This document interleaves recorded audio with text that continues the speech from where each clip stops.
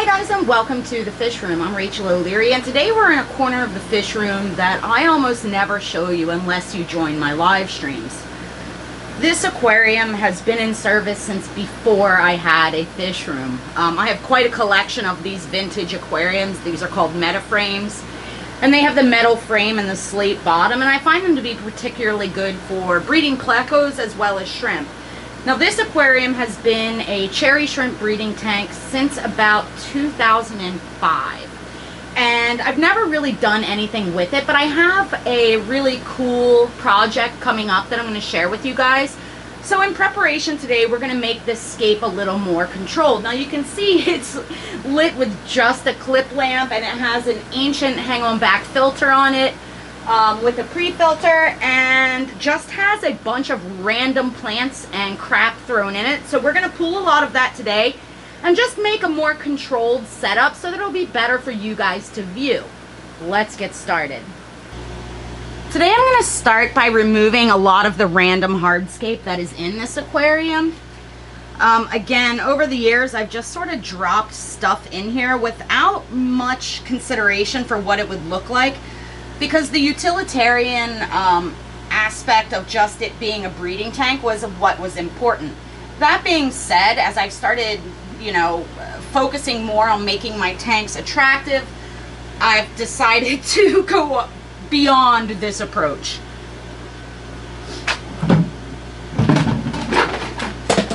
Now, because this aquarium houses a ton of shrimp, I am going to place the decor that I remove out into a bin so that I can make sure I didn't accidentally remove any shrimp.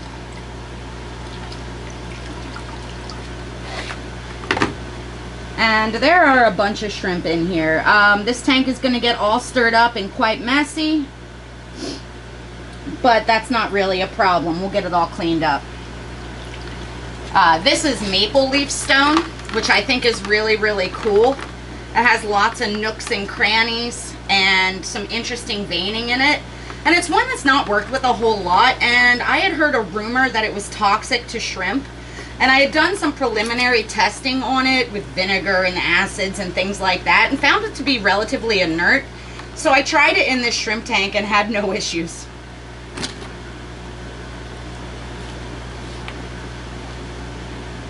And again, there's just a bunch of random sticks in here and things like that that just, again, really didn't have any purpose other than to give the shrimp something to graze on.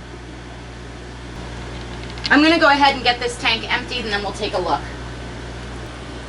Because this is a shrimp aquarium, I'm going to clean up the debris in the bottom of the aquarium by siphoning into a bucket. It's easy to accidentally suck up shrimp, but it's important to me that I get all of the debris out of this aquarium.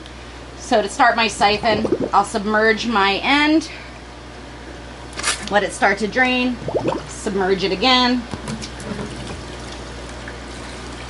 And of course I'll try and avoid shrimp as I do this, but should any accidentally be sucked up, then they'll go into the bucket for me to remove.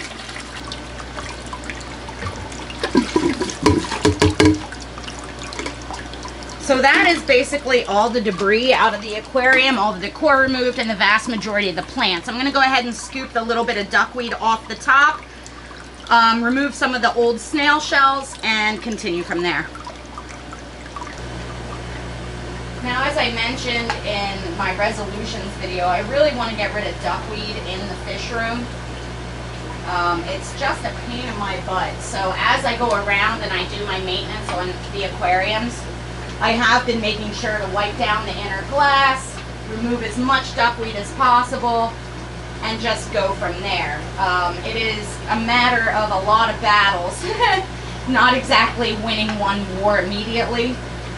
So I'll just take my time and really remove as much as possible each time I do maintenance in every aquarium. Now, there are a lot of methods for removing duckweed. My favorite, honestly, is not one that's particularly duplicable, and that is to overflow the aquarium, because then all the duckweed stuck in at the surface or at the edge will be overflown. I'm just going to clean up this water line. Make sure I'm getting all the duckweed off, as well as this small amount of biofilm. Now, with most of my shrimp-specific aquariums, I do not clean the glass much because the shrimp like to graze on all the goodies that grow in the aquarium, which is why I'm not going ham on cleaning all the glass. All right. Now, I've gathered together a few rocks. This is going to be an extremely simple setup. I have some of this, I don't even know what kind of stone this is, but I think this particular piece is really neat.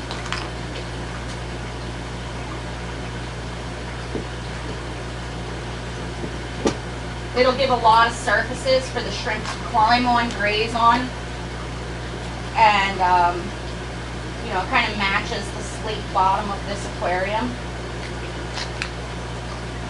I also just have a few other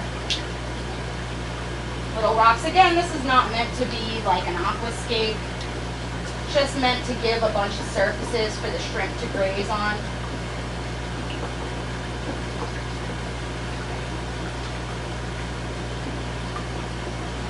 And still be very easy for me to clean around.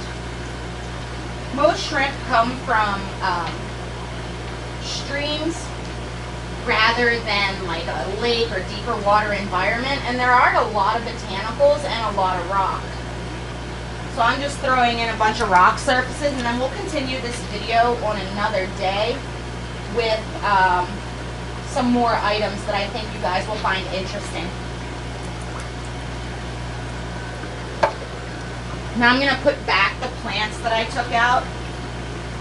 Really, in most shrimp habitats, there's very, very little actual naturally occurring plants. Most of it is emerged growth, plants that grow out of the water. But in a shrimp aquarium in our home, plants provide a lot of grazing surfaces for them, which is really important. So I'm just sticking some of these plants back in here. And again, this tank has virtually no light. So this is guppy grass, anubias, some mosses, and things like that. Stuff that will basically grow in almost any conditions. There's also some subwasser tang. And again, the goals for this aquarium will remain for it to be a breeding tank. It's not meant to be a really carefully contrived display. But I do need to be able to keep it very clean because shrimp tanks from feeding are prone to secondary pests. Things like planaria, hydra, etc. And while most of those things aren't particularly super harmful, hydra can be, they are unsightly and bothersome as a keeper. So I try and keep them to an absolute minimum, and the best way to do that is to not overfeed and to keep your substrate nice and clean. Now I'm not going to use any substrate in this aquarium. Again, it has the slate bottom, which is a really nice surface for the critters. So I'm not particularly worried about it. I'm going to go ahead and refill it. Now I have shown you guys my pre-filters before. This is a piece of aqua clear sponge that I cut a hole in the middle of and then slide over the intake to the hang-on back filter. And this simply keeps most of the shrimp and shrimplets out of the actual filter. And then as part of your regular maintenance, you just swish that around in old tank water to clean it out. Over time they become quite brown and not as obvious as this brand new one is. So this is the end result of the initial redo. Again, it's just a few rocks, a couple twigs, and some extreme low light plants.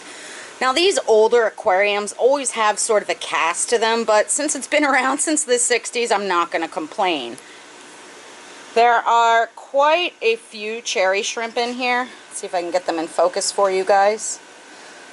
Again, this is a line that I've been working with for 12 years, and they're really all over the place, and I wanted to be able to showcase them better for you guys. And I also have some really exciting videos coming up in the next week or two about shrimp habitats, breeding, maintaining, and just being a better shrimp keeper, as I know a lot of people really, really struggle with maintaining and keeping them super healthy. So I thought I would just share with you guys some of my philosophies of shrimp keeping. Again, very much your mileage will vary and your experience will vary, but in the past, you know, 16 years or 15 years that I've been keeping shrimp, I've learned quite a lot about it. So I hope that you guys will find this useful. Again, this is not meant to be a crazy cool show aquascape.